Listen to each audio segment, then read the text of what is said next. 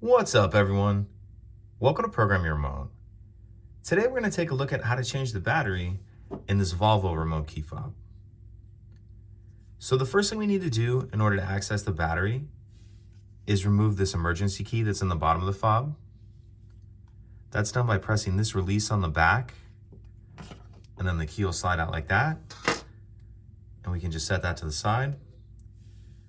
And we're going to grab a small flathead screwdriver. And what we want to do is we're in the slot that key just came out of, we're going to stick our screwdriver in there just a little bit and then pry up like that. And as we do that, it's going to pop the back of the fob up.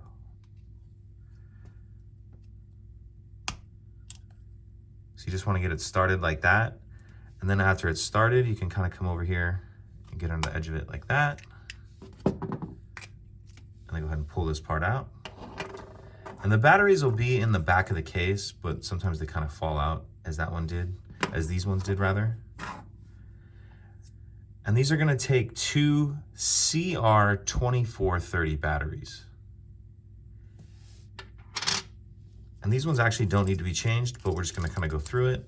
So you see this little plastic piece right there. What we want to do is take our first battery and we're going to install it with the plus side up. Like that. Then we'll kind of put that little plastic piece down. And this one we're going to install with the plus side down. Like that. So you have your batteries in there. We can take the top and go ahead and put it back on. Snap it together. Put our emergency key back in. And that's it. If you have any questions, please let me know. If you could take a second to like and subscribe, it helps us out, and I'd appreciate it. Thank you.